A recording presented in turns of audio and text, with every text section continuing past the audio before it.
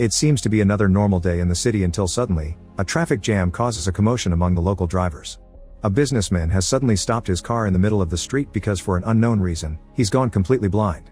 A group of people approach him to help and a man volunteers to drive him home. However, as soon as they get there and the businessman gets off, the thief drives away with the car. The businessman is left lost outside, but the thief returns seconds later pretending to be a different person to help him reach his apartment, offering his company for the afternoon. This time it doesn't work. The businessman has learned his lesson and kicks the thief out once he's safe at home. A few hours later, the businessman's wife arrives and as soon as she learns about her husband's blindness, she takes him to see a specialist. Since it's an emergency, the doctor allows them to cut in line and go first.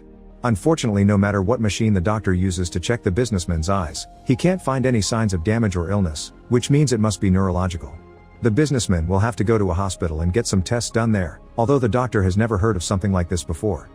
After the couple leaves, the doctor receives his other patients, which include a child, a woman with sunglasses and a man with an eye patch. Meanwhile, the thief is driving the stolen car around town and trying to avoid the cops until he has no choice but to pull over because he has gone blind as well. He ends up going to the police for help, and when an officer takes him to his old home, his ex-wife refuses to let him in. Later in the evening, Sunglasses Woman goes to a hotel and after asking the bartender for a drink, she joins her client upstairs. Their meeting goes well, but the afterglow is ruined when she suddenly starts freaking out as her vision goes white too. The doctor goes home to have a lovely dinner with his wife, and all goes well until they wake up the next morning and he also finds himself unable to see. They call the hospital to warn them about a possible infection going around, and they're believed because the child is there too, unable to see as well. Soon cases of sudden blindness begin appearing all over the city, and the government begins taking the first steps to stop it. The doctor's office is closed by the authorities, and the doctor himself is taken away to be quarantined. His wife can't stand the idea of being away from him, so she decides to lie and pretend she's blind too in order to be quarantined with him. The couple is taken to a derelict asylum, which is completely empty and not even other doctors will be staying there with them. Each ward has a phone to contact the guards outside, but it can only be used for emergencies and each ward must have a representative as the only person that can use it. Soon, more people start arriving, like the thief, the sunglasses woman, the kid, and the businessman. The doctor and his wife agree to keep her sight a secret, and by pretending she explored and memorized the place when they arrived, the doctor's wife becomes a guide for everyone when they need help with things like going to the bathroom. During their first trip out of the room, the thief walks behind Sunglasses Woman and gets a little too handsy, which makes her respond by kicking him in the leg. Her heel causes a serious wound that the doctor and his wife end up bandaging with a shirt, because there's no first aid kit around. Later, the doctor's wife can't sleep, thinking about a possible infection of the thief's leg and afraid she may wake up blind too. The doctor tries to get frisky with her, but she prefers to take a walk to deal with her worries. The next morning, more people arrive, and the businessman gets to reunite with his wife while the kid laments that his mother hasn't shown up yet. The doctor and his wife try to talk to the guards and ask for help for the thief's leg, but the guards don't cooperate, they just point their weapons at them and make them return to their room under threat. Sometime later, they receive their first box of food, which is as bad as a school or prison cafeteria. There's also not enough of it. The doctor's wife tries using the emergency phone to ask for more food and a first aid kit, but nobody picks up her call except for an answering machine where she leaves plenty of messages. Weeks start to pass and each day, more and more infected people are sent to the asylum. The doctor's wife ties a cloth line between wards as a guide and the doctor's chosen as representative of Ward 1, but keeping order soon becomes impossible. Since everyone is blind, they soon stop caring about tidiness, and people begin wandering around without clothes and relieving themselves in the middle of the hallway. The businessman tries to keep his mood up by chatting with his wife about their young days, but his wife can't stand to even think about happier times. One afternoon, the doctor's wife hears a noise and discovers Eye Patch Man has a radio with him that he has been listening to in private. She convinces him to share the news with everyone, since they're all desperate to know what's happening outside. Eye Patch Man explains that there aren't many stations left, but he got the general gist of it. The first 24 hours there were hundreds of cases, which the government simply solved by sending the blind people to the asylum and asking everyone else to stay home. Then, the general public had to watch how specialists around the world got together to have conferences where they used lots of words to just say they didn't know what was going on. Soon even the specialists got infected and the sickness began appearing overseas. People got tired of waiting at home and tried to go outside, but soldiers were on watch and arrested anyone breaking the rules. The city became chaos, especially because car crashes kept happening and even planes began to fall as well.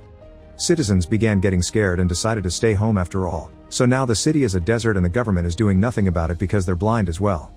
Days later, a huge group of infected people is brought to the asylum, and the soldiers show how vicious they've become by shooting a man for simply getting off the line by accident.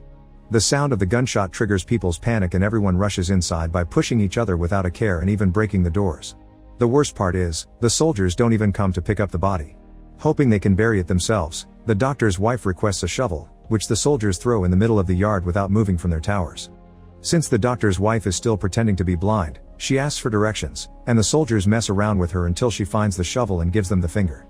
Meanwhile, the doctor is trying to communicate with the representatives of the other wards to coordinate the burials, since 2 more people have gotten shot. He also wants to discuss the fact one of the wards is taking more food than their fair share.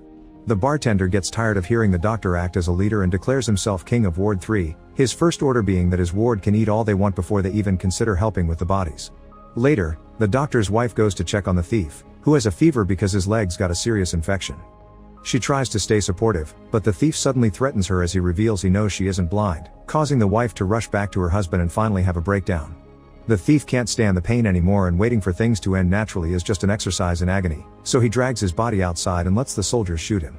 The doctor's wife feels guilty and begins wondering if she should tell everyone the truth, but the doctor forbids her to do it. He also expresses his worry over the fact their relationship has become something more like a nurse and a patient instead of a marriage. Sometime later, the bartender manages to find the asylum's administrative office with the help of the accountant, a fellow Ward 3 member that has been blind since he was born, meaning he has a better grasp of how to live like this. Using the PA system, the bartender announces he'll take control of the whole asylum as its king, and the first new rule is that people will have to pay for their food. This rule isn't well received and soon there's chaos near the food storage as everyone fights to get access, so the bartender reveals his secret card. He managed to keep a handgun with him when he was brought to the asylum. With a warning shot, he sends everyone back and takes control of the food storage, announcing they'll be guarding it all day long and threatening to shoot anyone that tries to steal. Some people consider not playing along, but it's too dangerous when the enemy has a weapon. The doctor's wife begins collecting everything she can from the people in her ward, from jewelry that includes wedding rings to anything that they can find in their pockets, although she keeps a pair of scissors that she finds in a woman's bag. The kid doesn't have anything to offer, but Sunglasses Woman has become his surrogate mother and promises to pay for him. At the food storage, the accountant is using his experience to identify the quality of the objects they're brought by touching them. No matter how expensive the jewelry is though, the bartender only assigns a couple of boxes per ward and threatens anyone that dares to complain. People find themselves having to share one-person meals, and the doctor keeps to himself, not in the mood to keep his leadership kindness up when he feels like a failure. Sunglasses Woman approaches him to comfort him, reminding him there's nothing he can do against a gun, and the 2 of them end up getting frisky on the floor.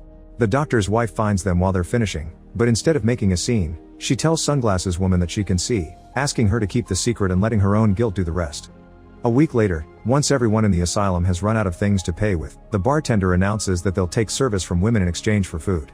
The doctor's wife goes outside to demand to know why new rations haven't arrived, and the soldiers explain they've given them all they have, so rationing is up to them.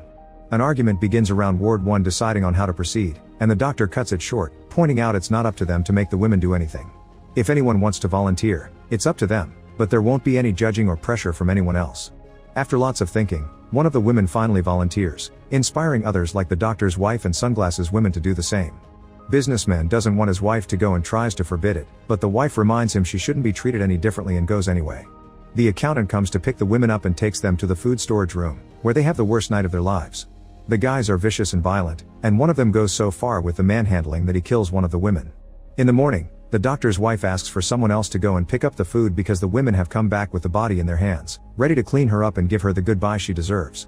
Later that day, the accountant checks a different ward for more volunteers, and he even has the nerve to come to Ward 1 to congratulate them on a job well done, even if one of them didn't move much. It seems they don't know one of the women had been dead and they used her anyway, so the doctor's wife informs him of this, leaving him speechless. All this taunting finally makes the doctor's wife snap and takes the scissors with her to the storage room, where everyone is distracted by the women from Ward 2. Without hesitation, she kills the bartender with the scissors before dragging the girls with her while the accountant realizes what has happened and retrieves the gun, but none of his shots land. On her way out, the doctor's wife makes an announcement of her own. If they don't release the food, more men will die. Now it's her who will be collecting.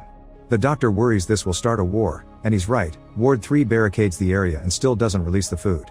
Ward 1 gets ready to fight and recover what is theirs, but before they can do anything, one of the women decides to take revenge. It turns out she's kept a lighter hidden in her pocket all this time, and she uses it to sneak into Ward 3 and start a fire. The flames are quick to spread, killing many men, and before panic can take over, the doctor's wife guides them out of the building. Surprisingly, nobody gets shot because the guards aren't even in their towers anymore. The doors aren't locked either, which can only mean one thing: they're finally free. The doctor, his wife, the kid, eye patch man, sunglasses woman, the businessman, and his wife decide to stick together as they make their way downtown, where they discover society has collapsed. The city has become a post-apocalyptic wasteland where the few people left wander around as they try to survive, attacking each other if they even suspect there can be food in their pockets. Some animals are even feeding on bodies. The doctor and his wife leave the group hidden inside a bar while they go to the nearest market to see if they can find some food.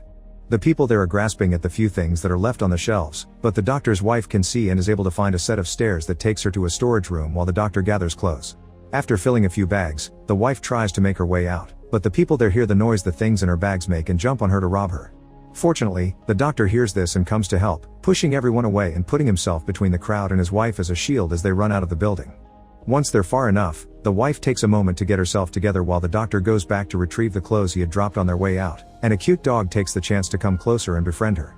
Suddenly, to everyone's surprise, it begins raining, and the wife takes the dog with her inside a church to wait for her husband under a dry roof. The church is incredibly crowded and all the statues have had their eyes covered, yet a priest won't stop promoting the word of God. Outside, people are taking the chance to collect water and wash their bodies since they hadn't had clean water in a long time. The doctor comes back with the clothes and picks up his wife to rejoin the group with the dog following them, becoming their new companion.